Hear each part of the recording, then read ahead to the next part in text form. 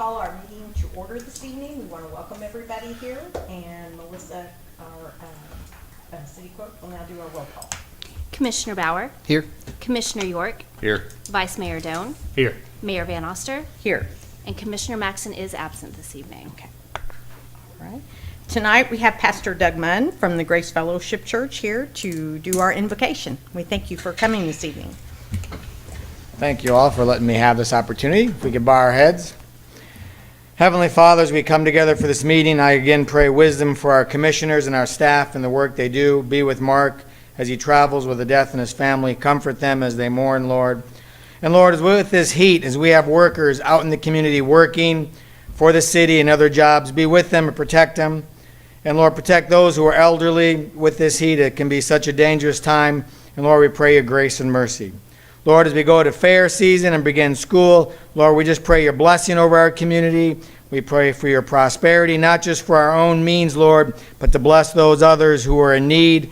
And Lord, guide those who are looking for work and those who should work to be out and about, Father, so that we can be doing this for your glory. Lord, I pray your blessing over this meeting tonight, Lord, and we thank you for this opportunity and your grace and mercy, we pray.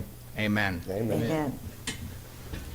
I pledge allegiance to the flag of the United States of America and to the republic for which it stands, one nation, under God, indivisible, with liberty and justice for all.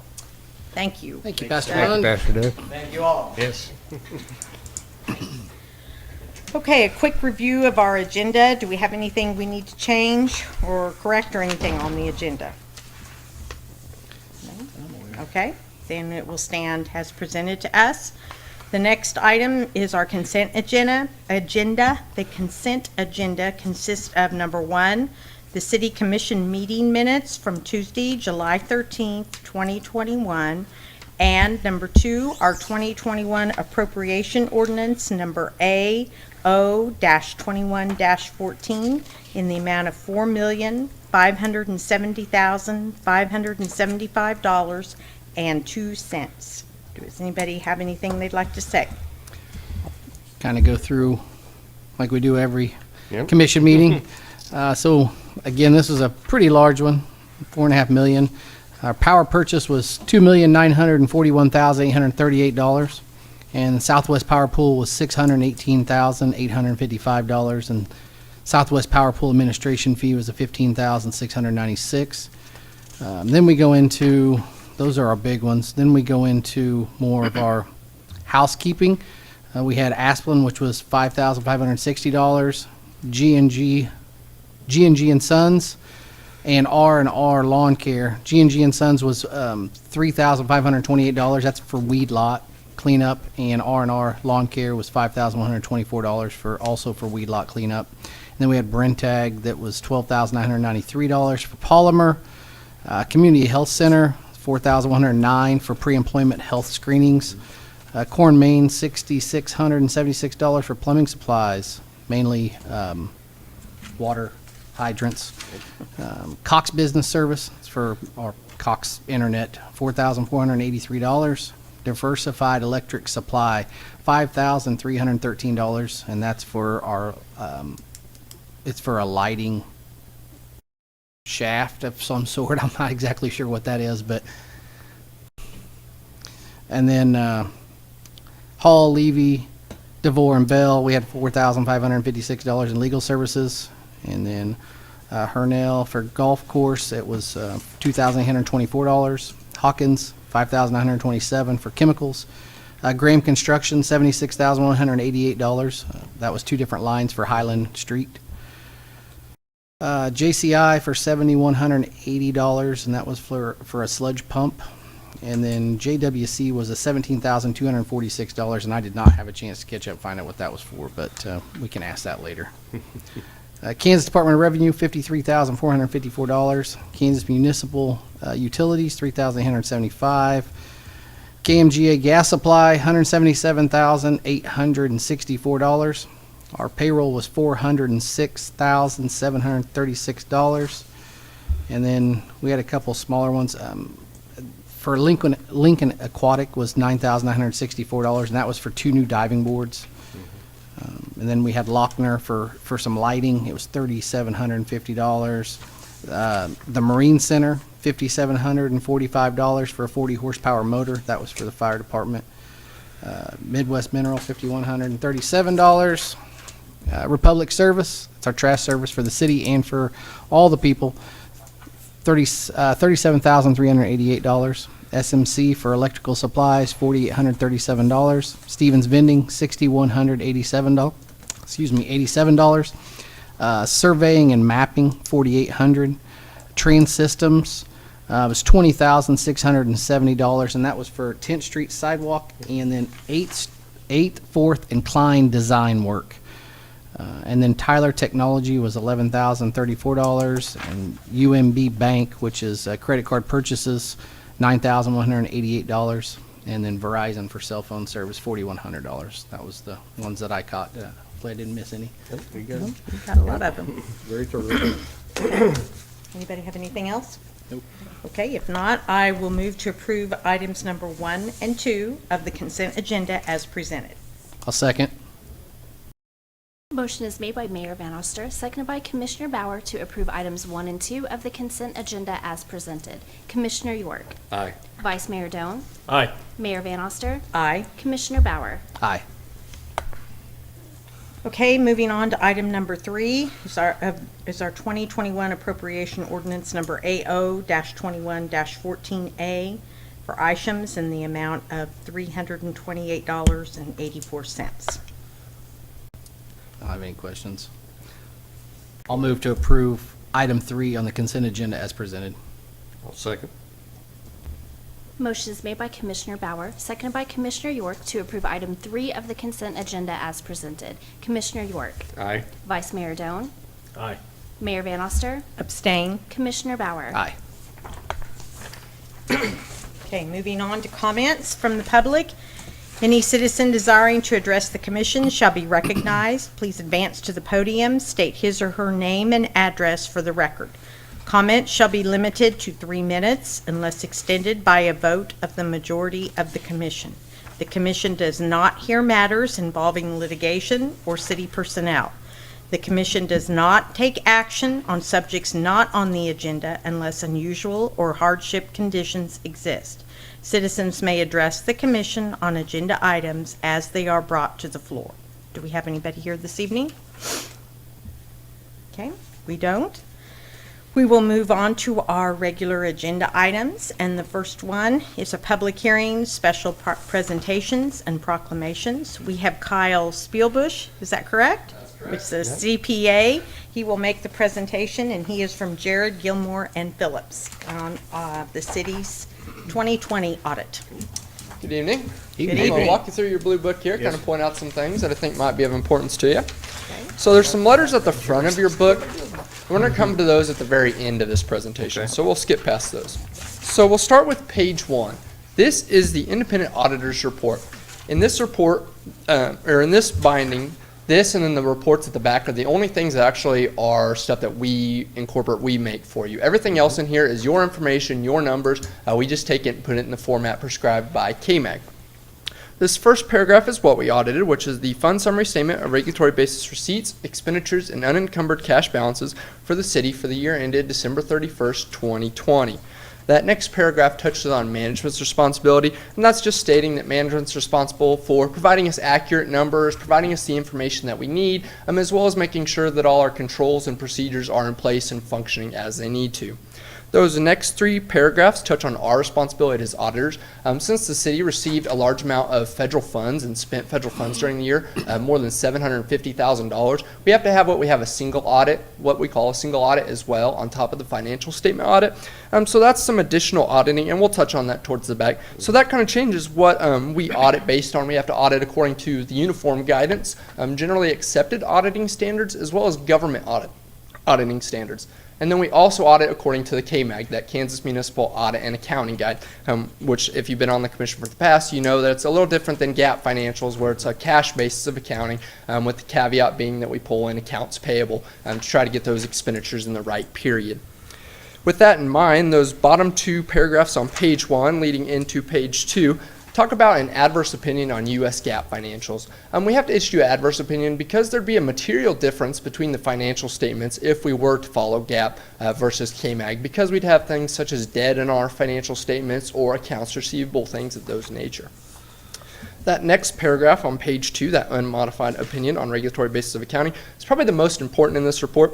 That's meaning that we're issuing an unmodified opinion on the financial statements of the City of Coffeyville, which is the best opinion the city can receive. We're saying that all the information presented herein is a material, accurate representation of what happened during the year. Finally, those last couple paragraphs touch on other matters. That first one talks about the supplementary information that's required by KMAG that's at the end of the audit that we'll go over. It also talks about how we put the comparative information from last year's audit in here as well. Finally, we have an additional schedule that we include in here required by our bondholders. And then that last paragraph on page 3 is that other reporting required by government auditing standards, and that just falls in line with that single audit, once again stating that we have to audit some with additional additional requirements due to government auditing standards. If you turn over to page 4 and 5, this is the statement 1, the key financial statement in KMAG financials. This is kind of the meat and potatoes of the audit, I like to call it. As you can see, we start over here with the funds on the far left, and then we've got our beginning unencumbered cash balances, or our cash carryover for budget purposes. And then we've got any canceled encumbrances. If we would have encumbered funds from the prior year and then say we didn't spend all that money, you would have seen us add that back into the funds. As you can see, we didn't have any there. That next column is the receipts, that money we brought in, and then our expenditures, that money we sent out. Finally, we get to that ending unencumbered cash balance. With KMAG, there's about a 10-page list, checklist that we're required to audit, various statutes and regulations that the city is required to adhere to. One of those is that each fund ends in a positive cash balance, with a few exceptions. As you can see, though, all of our funds ended with a positive cash balance, so we adhere to that statute. That next column is that accounts payable once again. And finally, we get that cash balance on the far right that ties to our cash in bank. If you look at the bottom of page 5, you'll see we list out the various accounts that the city holds between bank statements, investments accounts, things of that nature. And then we subtract down an amount there at the very bottom for agency funds. And those are going to be funds that the city holds in our accounts, but they don't actually belong to us. And we'll see a schedule of those at the end of the audit. If you turn over to page 6, this begins our footnotes to the financial statements. Footnote number 1 that spans page 6 through 9 is a pretty general cookie cutter footnote that you'd see in all KMAG audit. The first few paragraphs talk about the city, our makeup of our commission, various component units that we have, things of that nature. So I encourage you to read through it and kind of refamiliarize yourself every year with kind of those KMAG requirements. I will point out there at the top of page 9, we do talk about the budget amendments. During the year, you can see that we did amend the GEO Bond and Interest Fund, the Internet Utility Fund, and the Electric Debt Service Fund. Down there at the bottom of page 9, we get footnote number 2. This is kind of that KMAG checklist footnote that I was talking about. If we were having any issues, this is where we would disclose it. So as you can see right there at the bottom, we talk about, as shown in Statement 1 and Schedule 1, the city was in compliance with the cash basis and budget laws of Kansas. So as you can see, like I said, we had that positive fund balance, positive cash balance numbers, as well as we didn't have any budgetary expenditures over what we budgeted. If you turn over to page 10, we continue on with that footnote, and with some of our revenue bonds, we have some various requirements and bond covenants we have to adhere to.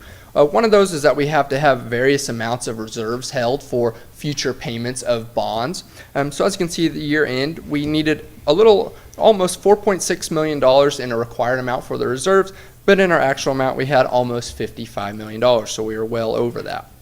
If you turn to page 11, we also have a net income requirement where we have to have no less than 125% net income for the amount required to be paid for the city in the next year.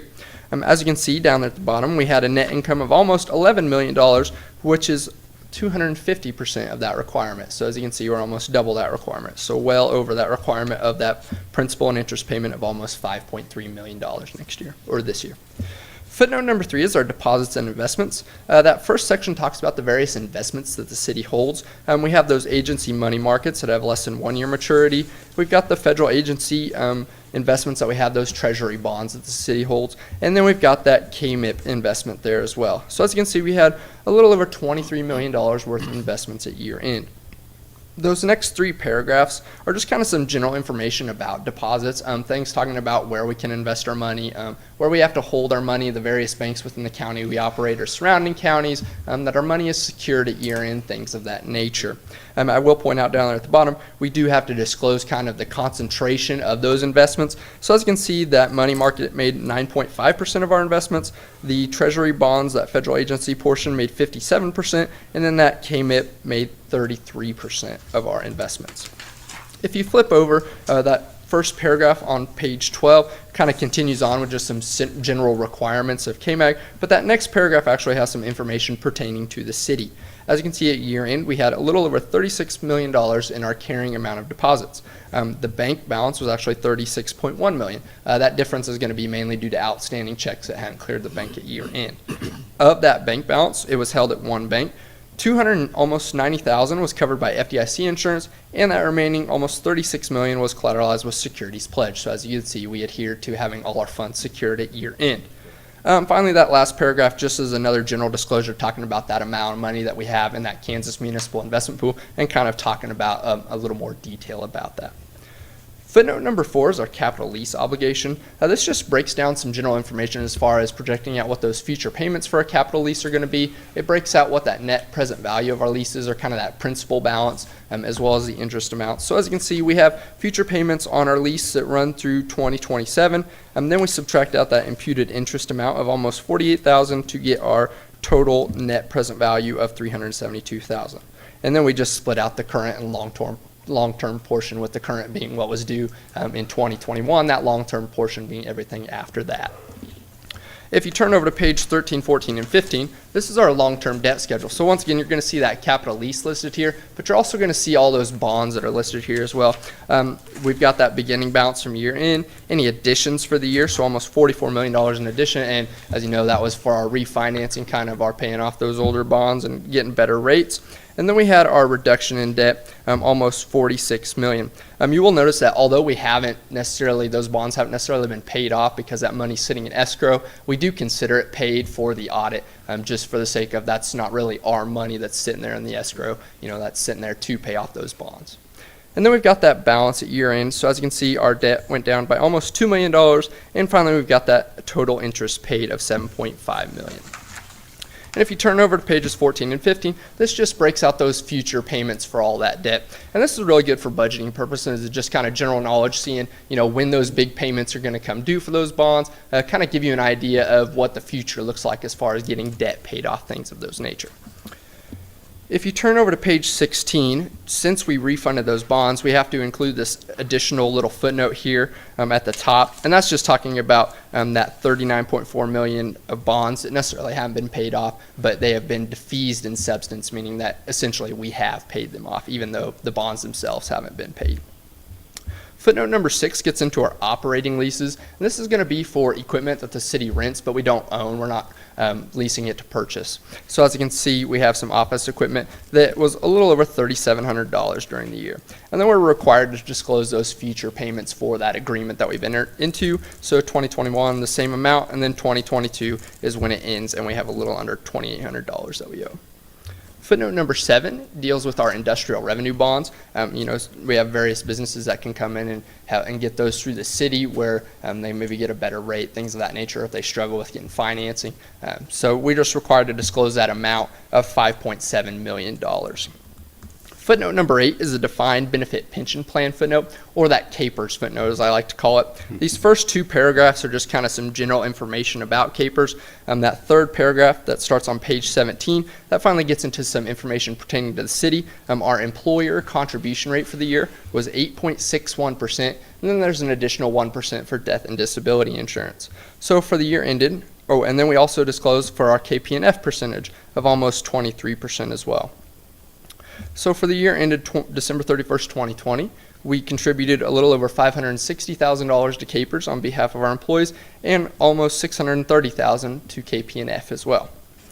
That paragraph down below is probably one of those scariest of this audit. It's that net pension liability. It would be that amount that the city would be on the hook for if CAPERS were to quit being funded by the state. Now, obviously, we don't ever foresee that happening, but since it's an underfunded plan, we're just required to disclose, and you can see that those are large amounts.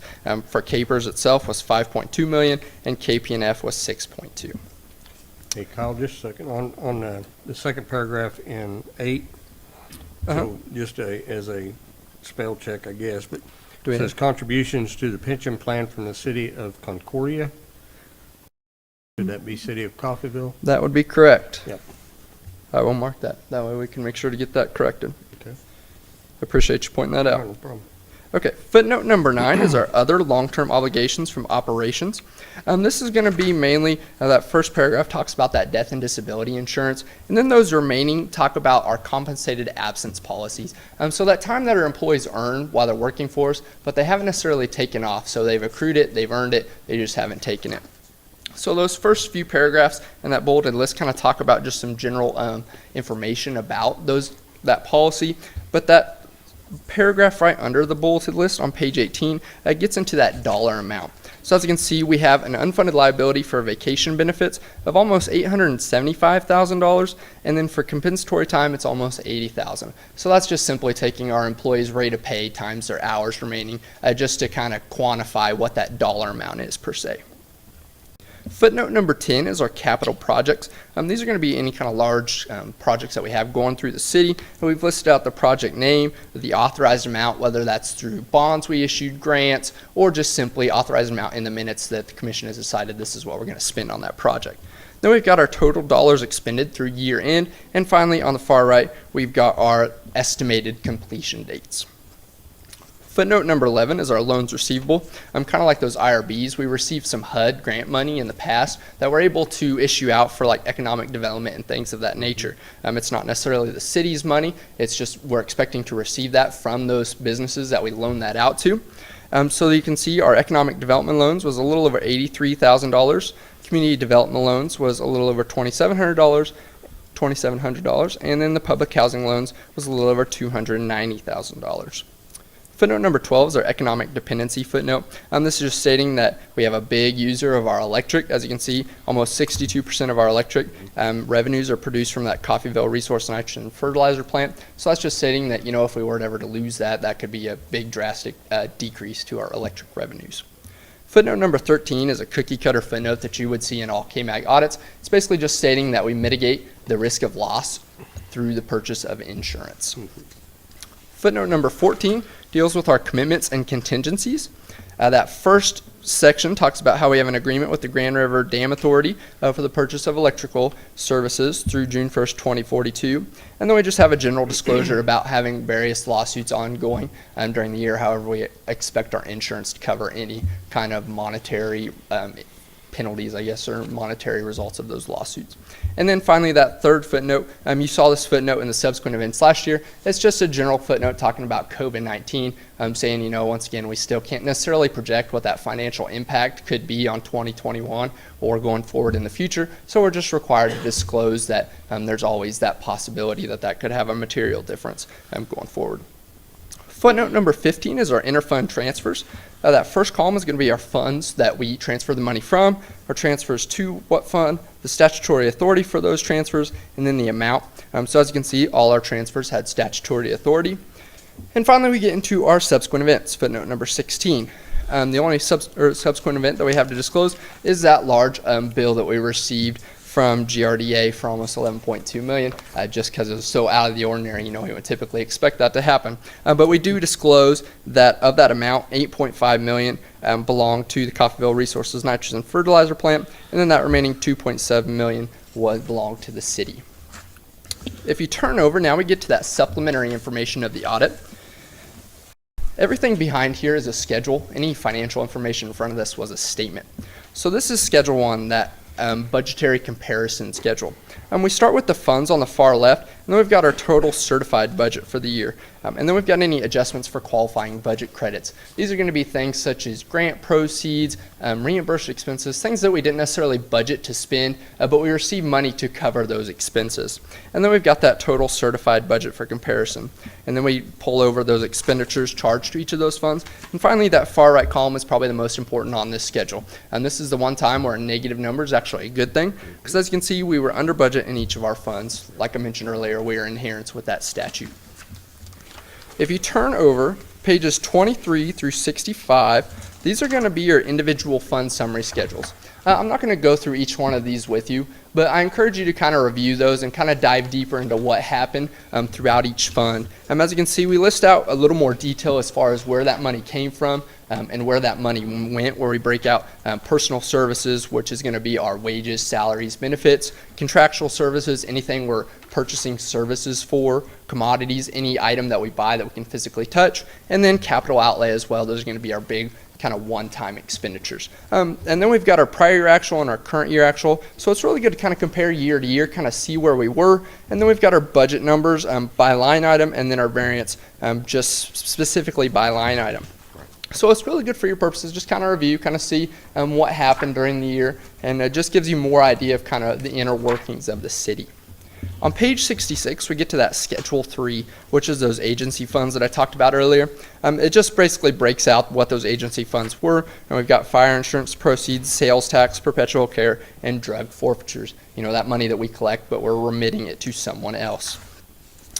Schedule number 4 is that required bond information that we're required to have. It's just basically stating that our electrical power plants are covered by insurance since our bondholders hold a large amount of debt over that electrical project. They just want to know that we're covered with insurance at year end. And now we get into the single audit portion of your audit. Page 68 is our schedule of expenditures of federal awards. This is a financial kind of breakdown of where our money came from, what various departments of the government, what those grants were, and then the amount that we spent and received. Over there on the far left, you can see we've got, like I said, those departments that we received it from. If they were passed through, we disclose who passed the money through to us. And then we've got, excuse me, the various grants. That next column is going to be our pass-through entity identifying number. That's basically just like a grant contract number, so that person can identify this grant was specifically for this city. Our next column is our federal CFDA number, and this is just a personal identifying number for these grants that specifies what kind of funds those were. That next column is going to be provided to subrecipients. If we were to receive any grants that we passed on to somebody else, we would have disclosed that amount in this column. As you can see, it was 0. That next column is going to be our receipts, so just specifically that cash we brought in, and then our disbursements and expenditures, that cash we sent out, or our accounts payable. Now with the single audit, like I said, the threshold is $750,000 of federal money spent. We're required to audit what they call a major program. Typically your major programs are going to be these type A programs, is where you spent more than $750,000 for that one specific grant. Now as you can see, we didn't have any grants that met that requirement. So our next requirement is it has to be 40% of the total overall grants. So 40% of that $828,000 is roughly $320,000. So we easily picked the Sparks funds because that more than covered our requirement of how much we're supposed to audit, as well as that's a brand new grant, you know, in the last year and a half. So it's really volatile as far as kind of what's been going on with it. So it's really important for us to kind of pick that and kind of see, you know, if that money's been spent as it should be. And then down at the bottom, we just have some general notes talking about how they're recorded on the accrual basis of accounting for the purpose of the CFA, and then how we didn't elect to use the 10% de minimis cost rate. If you turn over to page 69, this report deals with government auditing standards. It's also referred to as the Yellow Book in audit practice. Basically, we're going to look at internal controls over financial statement preparation, basically making sure that all our checks and balances are making sure that we're not going to have any material misstatements as far as producing our numbers on the financial statement. This is a pretty cookie cutter letter because obviously we didn't have any issues to disclose. If we would have talked to the mayor or the commission or Stephanie and said, hey, you know, these are our problems. We're going to report these at the audit, just to kind of give you a heads up. But we didn't have any of those to disclose, so that just speaks to the credit of your staff. And that first paragraph, like I said, just talking about what we're auditing according to, which is that government auditing standards. And then we talk about what internal control over financial reporting is. There's 3 various levels: material weakness, significant deficiency, and then just a deficiency. And then that bottom paragraph is going to be talking about compliance and other matters, and that's just stating that, you know, we're required to audit for those internal control deficiencies. And then finally, that far right first paragraph on page 70 talks about the purpose of the report, like once again talking about those internal controls. If you turn over to page 71 and 72, this is focused on that single audit portion of those major programs. That first paragraph just talks about, like I said, what we're auditing. We're auditing those major federal programs according to the uniform guidance. And then it's just management's responsibility to make sure we're adhering to all those requirements for those grants, be knowledgeable about what those grants are for, and things of that nature. And then we talk about what our responsibility is, making sure that we use what they call the compliance supplement, which the government produces for each grant, and it's got various requirements we're supposed to audit. So for Sparks, we're supposed to look at the expenditures being, you know, the main item, because there weren't really any financial reports other than our final financial report. And then the biggest paragraph is probably there at the bottom of page 71, which is our opinion on each major federal program. And as you can see, we disclose that the city complied in all material respects with the types of compliance requirements referred to above for that Sparks program. Finally, over there on page 72, this is once again kind of a cookie cutter, and it looks identical to that previous report talking about internal control, but this is mainly dealing with our compliance, so making sure that we have those checks and balances, that our expenditures are for required or allowable costs and things of that nature. Now, if you turn to page 73, you'll say this is what I should have just talked about, because it's a much quicker synopsis of what everything was and how those reports ended up for the audit. The government, they don't like to have to look through all those reports and kind of weed out and find the exact wording. So they prefer this little consolidated sheet here that gives them the exact information they need. So you can see at the first paragraph, we talk about the financial statement, how we issued an adverse opinion for those Gaap financials, but an unmodified opinion for the regulatory basis of accounting. And then we talk about the internal control over financial reporting, that yellow book. If we would have had any issues, obviously we would have marked yes, but as you can see, everything was marked no. And then we roll into that federal awards report as well that I talked about. Once again, if we would have had any issues, but we have everything marked no. And then we're talked about any audit findings. If we would have had anything, that's where we would have marked yes. And then finally down there at the bottom, we talk about what that major program is, which is that Department of Treasury, that Coronavirus Relief Fund or Sparks Fund. Finally, we've got that last little check mark there, that auditee qualified as low risk. And we mark no on that because the biggest thing with single audits and KMAG audits is that KMAG isn't necessarily a required regulatory basis of accounting. It's allowable for us to accept to choose that. That's why you approve that Gaap waiver each year. So one of those requirements for the single audit purposes to be a low risk is that you either produce Gaap financials or a required regulatory basis of accounting. So because it's not required, we automatically mark no. That really has no bearing on the audit overall. It just changes the percentage of coverage as far as federal dollars that we have to audit. Finally, if we would have had any financial statement findings or federal award findings or any prior audit findings, they would have been listed on page 73, 74, but we didn't have anything to disclose. So now we're going to go back to those letters at the first of your audit. This first letter is our presentation letter. This is kind of, if we would have had any issues with management in the past, we would have come orally to the commissioners and said, hey, you know, Stephanie is not getting us what we need. Can you help push it along? Well, now we're required to put it in writing. This is a cookie cutter letter. Stephanie gave us everything that we needed, so obviously we didn't come to you with any kind of request saying, hey, can you light a fire under, things of that nature.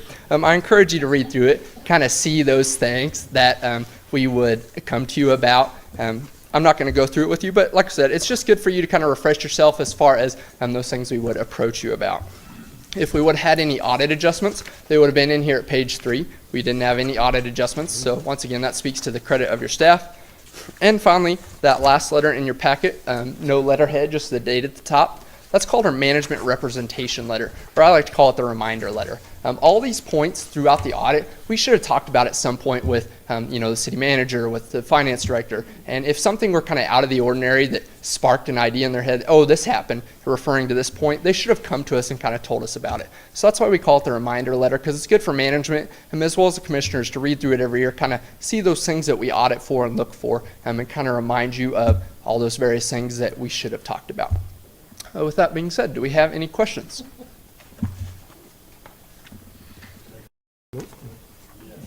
Thank you, sir. It's a lot of talking to do, I know. Yes, it is. You did very, very well. Thank you.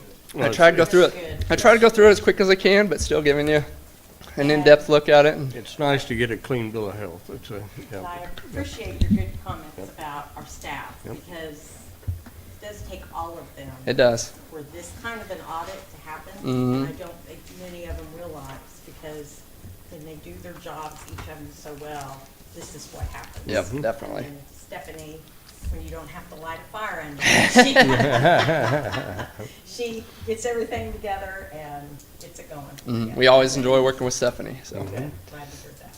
So, thank you very much. you're welcome. Oh, sorry. Thank you very much for this. We really, really appreciate it. Yes, thank you. Good. Very good. Okay. Well, you guys have a good evening. Thank you. sir. Thank You you too. too. Yep.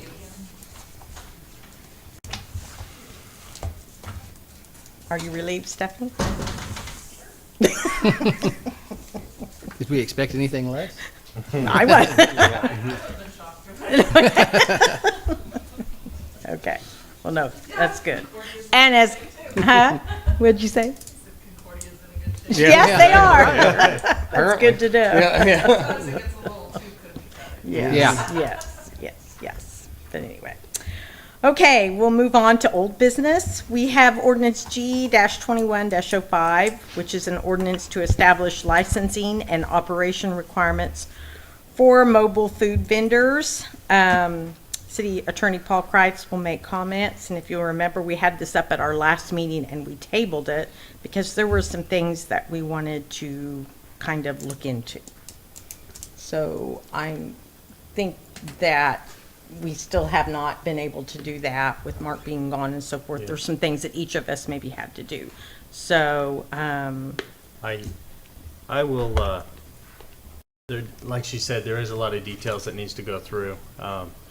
It's something great, but I don't know, as Commissioner York brought up, I don't know that everything's fitting to Coffeyville itself. So I move to table this until we can have a work session where we can sit down and kind of go through it and all kind of come to a consensus. Do you want a full commission work session, or do you want to do just have a couple of representatives from the commission sit and go through it, or? As in-depth as it is, I would say a full commission. I think you're right. Okay. I'll second that motion. Motion is made by Vice Mayor Doan, seconded by Commissioner York to table ordinance G-21-05. Vice Mayor Doan. Aye. Mayor Van Oster. aye. Commissioner Bauer. Aye. Commissioner York. Aye. Okay. Moving on to new business, we have Resolution R-21-45, which is a resolution to allow the Coffeyville Police Department to apply for fiscal year 2022 Federal Edward Byrne Memorial Justice Assistance Grant. Our city clerk, Melissa Carter, will make comments. Mayor and Commissioners, the Federal Edward J. Byrne Memorial Justice Assistance Grant is made available each year for law enforcement to assist in numerous projects, including officer safety. This grant would enable the police department to purchase equipment to improve law enforcement services for the citizens of Coffeyville and surrounding communities, while at the same time increase officer and citizen safety. This grant would fund the purchase of 4 high-powered Fox Fury Nomad remotely operated portable scene lighting units. These devices are a portable handheld unit designed to provide up to 2,500 lumens of light, enabling crisis team members to visually see individuals while remaining safely behind cover. Additionally, the grant would enable officers and investigators to utilize the light kits to process crime scenes quicker and more efficiently, thus cutting down on overall personnel expenses at crime scenes and aiding in potential recovery of evidence. The JAG grant does not require a local match. Chief Bromley and staff recommend approval of applying for the federal Edward Byrne Memorial Justice Assistance Grant. And I implore you to be kind with your questions, because just stepping in, that's really all I got. So we've utilized this grant several Yes. times and Yeah. been able to acquire some really good Yes. equipment for the police department out Yes. of it. And so, I guess my only question was, so I think last year we got like $48,000 from this grant. This is gonna be like $4,000, maybe less, like $3,000. So are we applying for 3,000 or are we applying for the 48,000 that we applied for last time? Do we know? We don't have to answer that. I don't have a Yeah. problem. Obviously, I think it's a great thing. I'm just kind of curious where the other $40,000 is plus is gonna go, right? Yeah, Chief Bromley couldn't be here Yeah, that's this okay. evening, I so I understand. don't have the answers. I just kind of stepped in to present what I did have. And again, I don't, obviously do not have an issue with it. I just, Yeah, and this is I just- just was curious what he had on the table for other projects to go along with it. Yeah, and this is Right. just approving to apply for the Sure. grant, so. Yep. If there's no further questions, I'll move to approve Resolution R-21-45 as presented. I'll second. Motion is made by Mayor Van Oster, seconded by Commissioner Bauer to approve Resolution R-21-45 as presented. Mayor Van Oster. Aye. Commissioner Bauer. Aye. Commissioner York. aye, Vice Mayor Doan. aye. Okay, thank you, Melissa, Thank you. for Yeah. stepping in. Wasn't trying to put you on the spot. I just, Okay, our next item on the agenda is Resolution R-21-46, which is a resolution to approve the bike share location agreement with Tandem Mobility LLC. Our Director of Engineering Services, Thomas Osborne, will make comments. Thomas? Thank you, Mayor, Commissioners. Tonight I have before you a location agreement with Tandem LLC Mobility for a bike share location. As you may recall, in 2019, we made some agreements with another company. Unfortunately, February 2020 hit, everything shut down. They no longer moved forward. That company actually ended up having to go bankrupt because of just due to the COVID and everything else going on. So we are, this is one of the same locations that we approved then. It is located at 802 South Walnut, which is directly across the street from the Chamber of Commerce, Dalton, and just north of Dalton Museum. Be happy to try to answer any questions. you said 2 locations. We were gonna have 3 with the old one. We're This one's gonna have with the old one. 2. This one, we're gonna have 2, so it'd be this location and the other location would be at the college. Okay, all right. I believe they've already poured their pad for Yes. theirs. Yep. They Well, did so that last they are still working, from my understanding, to try to see if we can get that third one still. But some of the funding was already spent through the Yep. other company, and then with what happened, so we're short those funds to be able to do that at this moment, so. Okay, this is So this good. has been a lot of work through Visit Coffeyville, through the chamber. Candy, do you want to address any of this, or? Well, just that, like he said, that they put a little wrench in it when the company Yeah. went under and we lost that money, so kind of rebuilding, but the goal is to start slow, add a little bit more each year and because it becomes successful. And don't want to be remiss and leave out Janie with the Coffeyville Area Community Foundation, because they've been instrumental in getting this done as well. Yep. So, No, good. No other questions. I'll move to approve Resolution R-21-46 as presented. I'll second. Motion is made by Commissioner Bauer, seconded by Vice Mayor Doan to approve Resolution R-21-46 as presented. Commissioner Bauer. Aye. Commissioner York. aye. Vice Mayor Doan. Aye. Mayor Van Oster. Okay, I'm going to abstain from this one just because of my affiliation with the foundation that's been involved in this very much. Good. I'm all for the project, but just want to watch my P's and Q's.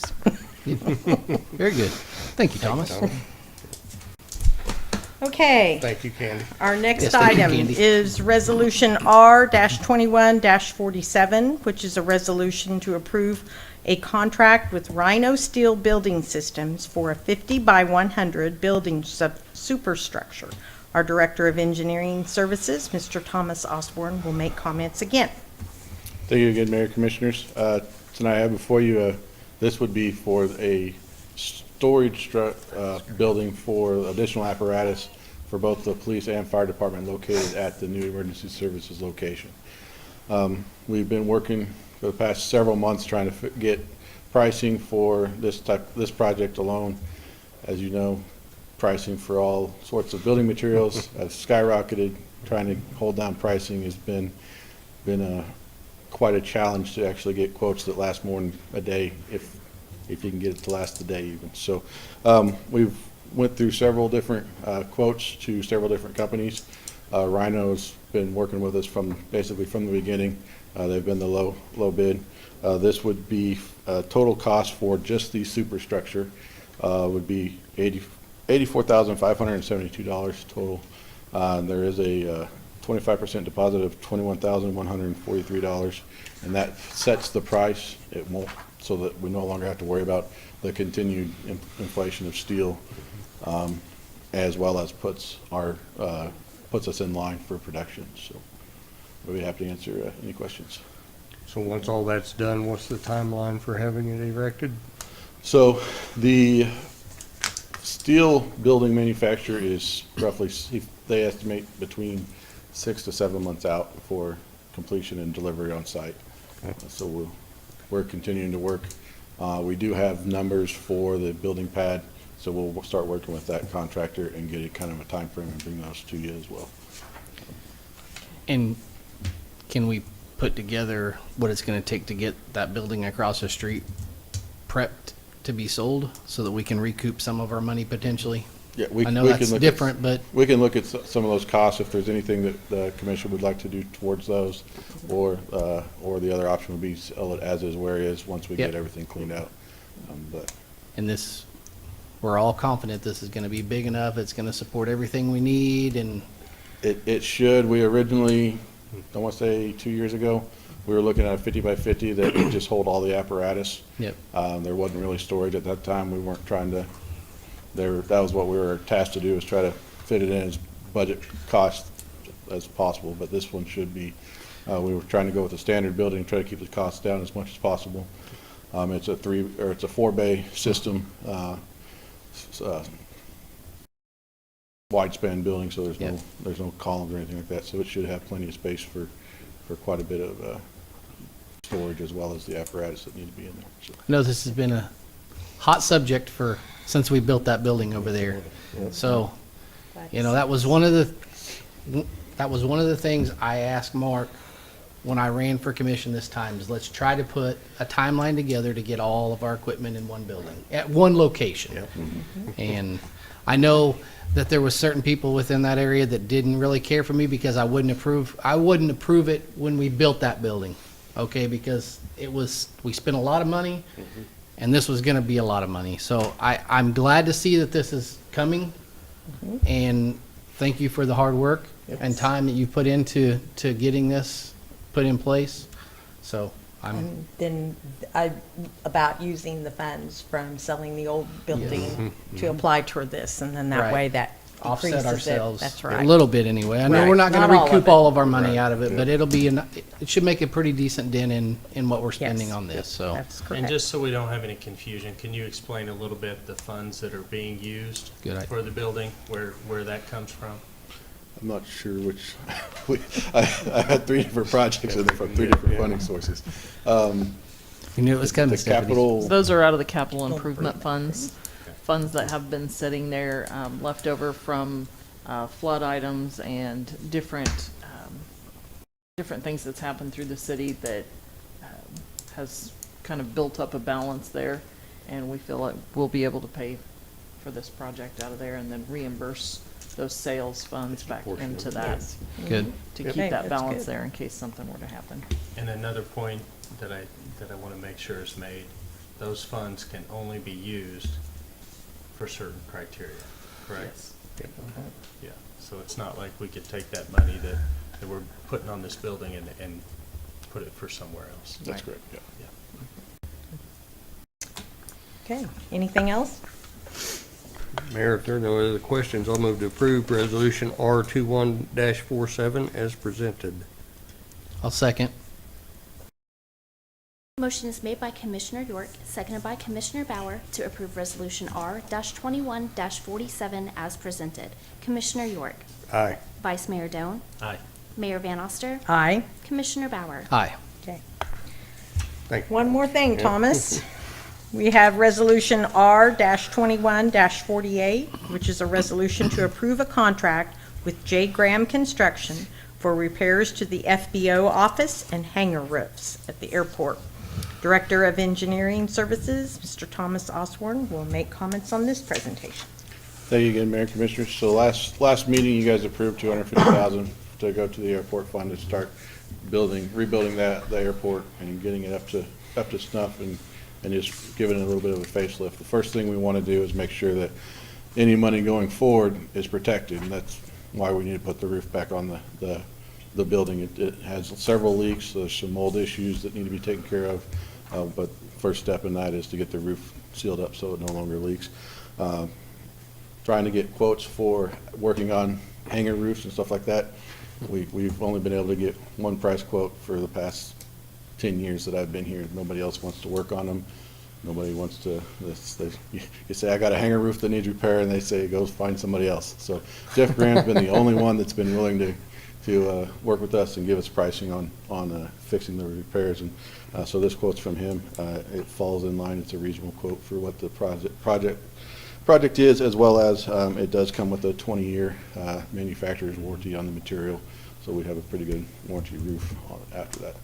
This is just a spray applied sealant, but before they do that, they will go through and do pull tests on all the roofing metal to begin with, just make sure that they have the proper adherence to and make sure we don't need to do any more repair to the decking before we do apply the spray coat. But once we spray coat, we should be good for the next quite a few years.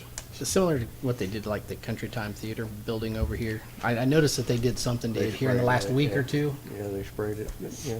Similar to that, maybe? It could be. I'm not sure what material was used. This is a silicone-based material, spray-on material. So.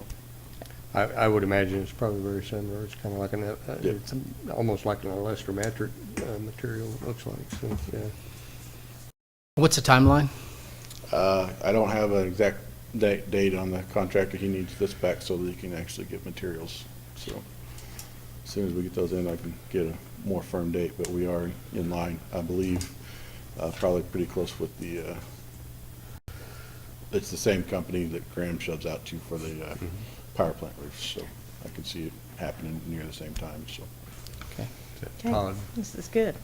Huh? Todd. He's got out of, I think he's out of that's the Broken name, Arrow, yeah. I believe, yeah. Down at Yep, Broken Arrow, yep, yep. yep. All right, this is good. And I know it's only one bid, but it's a local bid, Yeah. and that's what I kind of like the best. So that's great. Well, and Done it. they've proven themselves to be a quality workmanship as well, so. That it's, is correct. yep. Okay, if there's nothing further, then I'll make a motion to approve Resolution R-21-48 as presented. Second. Motion is made by Mayor Van Oster, seconded by Commissioner York to approve Resolution R-21-48 as presented. Commissioner York, Aye. Vice Mayor Doan, Aye. Mayor Van Oster, Aye. Commissioner Bauer. Aye. Thank you. Okay, Thank you, thank you Thomas. for everything, Thomas. Your show tonight. Yes, really good. Okay, moving on to our city's manager report. Stephanie is stepping in for Mark this evening, so turn it over to you. Good evening. Good evening. First off, we have some good news with the Feaster Park playground equipment that was purchased by the donation from GRDA. That equipment is starting to be constructed there at the park location. They hope to have that completed in 10 days, 14 days. Nice.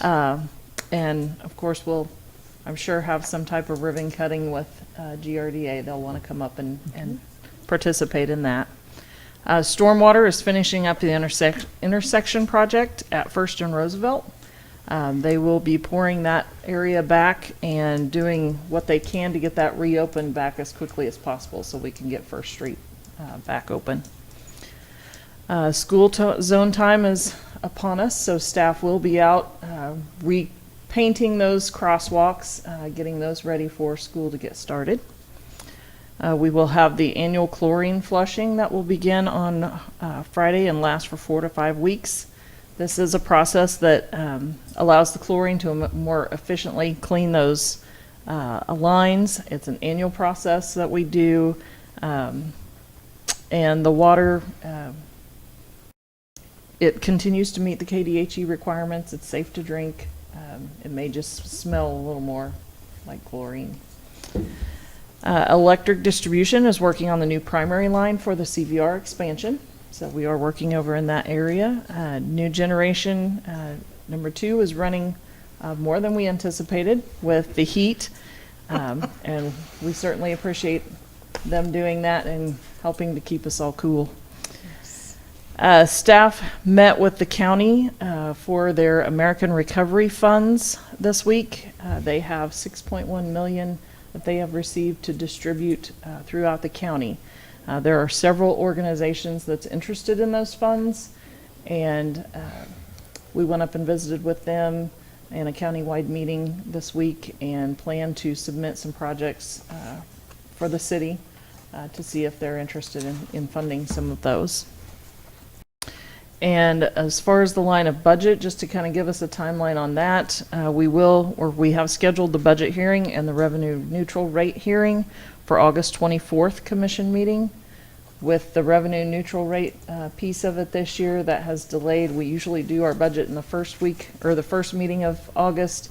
We can't do that before August 20th, so we're going to do it on the meeting for the 24th. So we will have that on the agenda for that meeting. So because we're doing that variance, we have to have that meeting as well, correct? Yes. So is there a timeline on that one where you have to allow, does it require 2 hearings or is it just a single hearing? It requires 2 hearings. We can do one publication or 2 separate publications, however we choose to do that, but we do have to have 2 separate hearings. Those can be at the same meeting, but we have to have the revenue neutral hearing first, giving us authority to exceed that revenue neutral rate, and then we can have the budget hearing to approve the actual budget. So we will do that at the August 24th meeting. That way we can get the budget approved and get that submitted to the county as quickly as we can, following our normal budget schedule. So. The last thing that I have is just a reminder that we have National Night Out scheduled for August 2nd from 5:30 to 8 at the Aquatic Center. That is hosted by the Coffeyville Police Department. So we'd like to invite everyone out to enjoy that evening of free swimming and different things to do there at the Aquatic Center. So hope to see everyone out there. Good. Thank you Yes, thank very you. much. Thank you. Okay, we'll move on to comments from commissioners and staff. The only thing I have to say is, as Pastor Munn mentioned, our city manager, Mark, his father-in-law passed away last week, so we do offer our condolences to him and his family. And I want to thank Mark and Stephanie for stepping in while he's been gone and making sure everything runs smooth. We had the radio presentation this morning, and then you're at the helm tonight. So, and everybody just keeps doing their job when he's gone, and everything goes smoothly as far as we know, right? So anyway, thank you. But thank you all for that. We appreciate it. Anybody else? I don't have anything. The only thing I had was we received an email from a citizen today on a property Yeah. over on 4th. I just want to touch base with Thomas and make sure that you guys have gotten that email as well. I don't know what can be done with it, but if you would, please look into it, make sure Yeah. we're addressing I his forwarded. concerns. So. Yeah, I forwarded it to them so they Yeah. can. We send sent that out. to code enforcement to have that looked at. Jim Bradshaw will be looking at the water issues Yep. tomorrow. Yep. And it was also sent to the ACO for the animal control issues, so. I All can right. certainly understand his frustrations with that situation. so- Absolutely. Yes. Okay, anybody else? Okay. Just another reminder, we also have the triathlon that's coming up Oh, before our yes. next Oh, meeting. yeah. Yeah. Bought in the Ville, and Yes. of course, the Interstate Fair and Rodeo. So Yes. Yeah. everyone come out and enjoy that as well. I heard there was a city team at the triathlon. Yeah. Chris, you a part I of was that? wondering who all was in this here. Shook said he'd run if Yeah, somebody was he chasing was him. gonna So- run. Tap out. Somebody was biking and somebody was swimming, so we'll see if we can get that submitted. So, anyway, okay. If nothing else, do we have a motion to adjourn? So moved. I'll second. Motion is made by Commissioner York, seconded by Vice Mayor Doan to adjourn. Can I see a show of hands?